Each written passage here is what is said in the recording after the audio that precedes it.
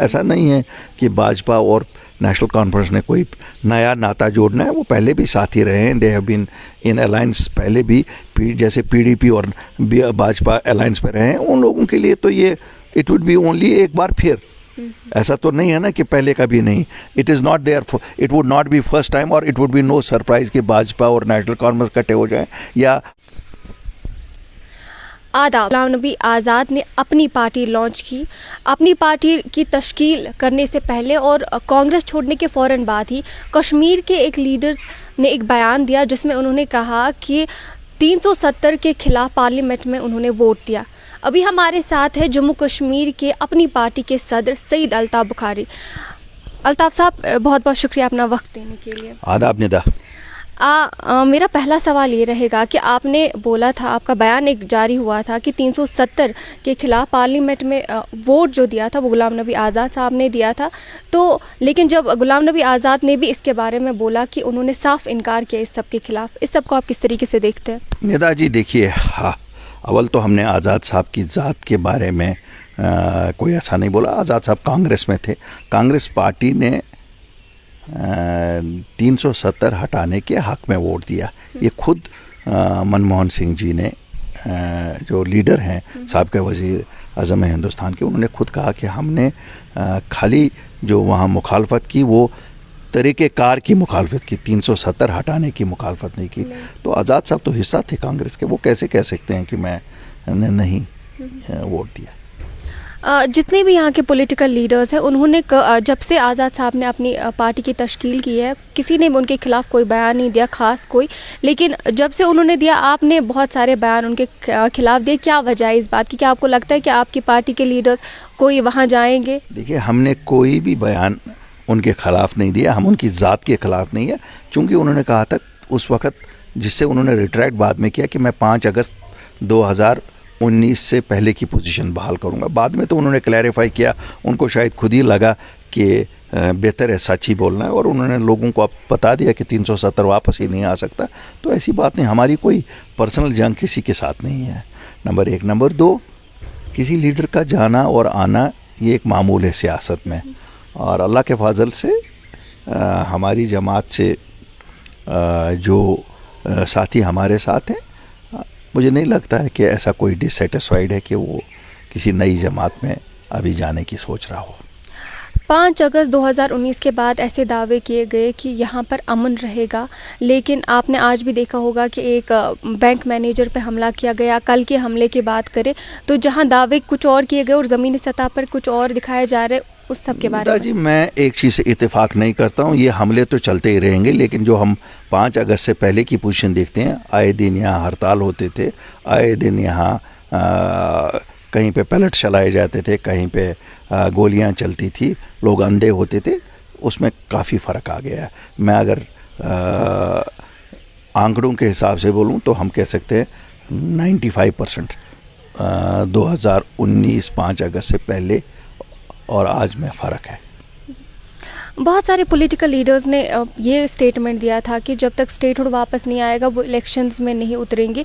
अभी फ़िलहाल कुछ इलेक्शन सीन का तो नहीं दिख रहा है। आपको क्या लगता है कि क्या पहले इलेक्शंस होने चाहिए, पहले स्टेटहुड? देखिए, 2 चीज़ें हैं। स्टेटहुड की मांग मुझे लगता है प्रमुख मांग है हमारी जमात की। 3 ही मांगें थी, 2 तो हमने पूरी कर दी हैं, जो आज सब जमातें कह रही हैं। आज ये तो हम ही लोग थे जो उन्होंने ये शुरुआत की, और 2 चीज़ें तो हमने प्रोटेक्शन ऑफ जॉब्स और प्रोटेक्शन ऑफ लैंड तो लाया।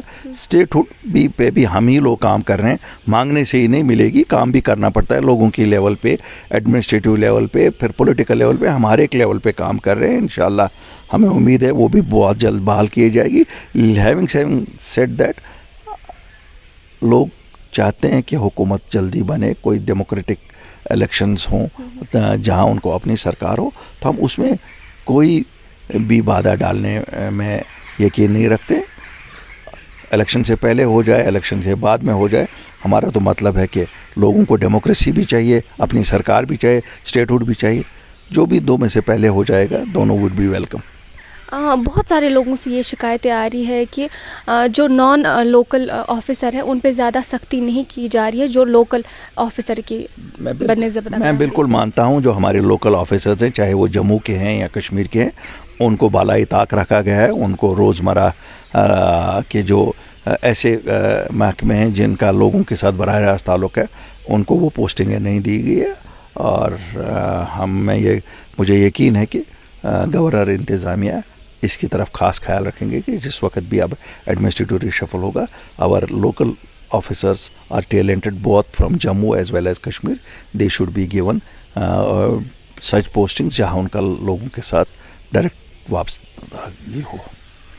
भाजपा के लीडर्स ने ये बयान दिया कि कुछ ही दिनों में जो नेशनल कॉन्फ्रेंस के सदर है डॉक्टर फारूक अब्दुल्ला, वो जेल में दिखेंगे। आप इस सबको किस तरीके से देखते हैं?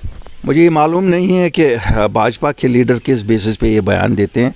क्या वो जजेस पे दबाव डालना चाहते हैं या वो जजेस को मैनिपुलेट करना चाहते हैं? मुझे तो अपनी जुडिशरी पे इतना यकीन है कि हमारे जज साहिबान न किसी दबाव में कोई फ़ैसला देंगे और न किसी डिक्टेशन के अंडर कोई फ़ैसला देंगे।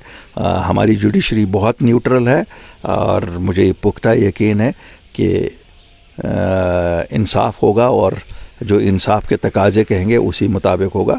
डॉक्टर फारूक अब्दुल्ला साहब हमारे एक सीनियर सियासतदान हैं, वालिद के समा हैं। सियासत को एक साइड में रखिए।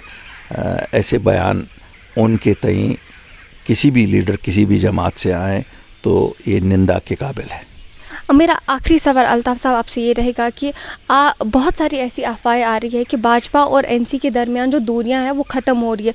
कभी भाजपा के जो यूटी के प्रेसिडेंट है वो उमर साहब की तारीफ़ करते हैं या कभी उमर साहब उनकी तारीफ़ करते हैं, तो आप इस सब को किस तरीके से देखते हैं? निदा, मैं आपके किस सवाल का जवाब दूँ? इससे पहले आपने सवाल पूछा कि ये अफवाहें है ना। नहीं, सुनील शर्मा साहब ने ये कहा कि डॉक्टर फारूक अब्दुल्ला साहब को गिरफ्तार किया जा रहा है। क्या वो मैं सच मानूं कि भाजपा वो करवा रही है या इसको सच मानूं कि वो दूरियां? बहरहाल सियासत में कुछ भी पॉसिबल है। ऐसा नहीं है कि भाजपा और नेशनल कॉन्फ्रेंस ने कोई नया नाता जोड़ना है। वो पहले भी साथी रहे हैं। They have been in alliance पहले भी, जैसे पीडीपी और भाजपा अलायंस पे रहे हैं। उन लोगों के लिए तो ये इट वुड बी ओनली एक बार फिर। ऐसा तो नहीं है ना कि पहले कभी नहीं। It is not there, it would not be first time और it would be no surprise कि भाजपा और नेशनल कॉन्फ्रेंस इकट्ठे हो जाएं या भाजपा और पीडीपी इकट्ठे हो जाएं। वो तो कांग्रेस के साथ भी मिल सकते हैं, ये अपने नेशनल कॉन्फ्रेंस पीडीपी वाले या भाजपा के, दोनों मिले हैं दोनों जमातों के साथ। इसलिए कोई सरप्राइज़ नहीं और सियासत में कुछ भी पॉसिबल है। शुक्रिया हमारे साथ बात करने के लिए। ये थे हमारे साथ अपनी पार्टी के सदर सईद अल्ताफ़ बुखारी साहब। फ़िलहाल के लिए इतना ही, आप दीजिए इजाज़त। मैं निदा सादिक, श्रीनगर से स्ट्रेट लाइन के लिए।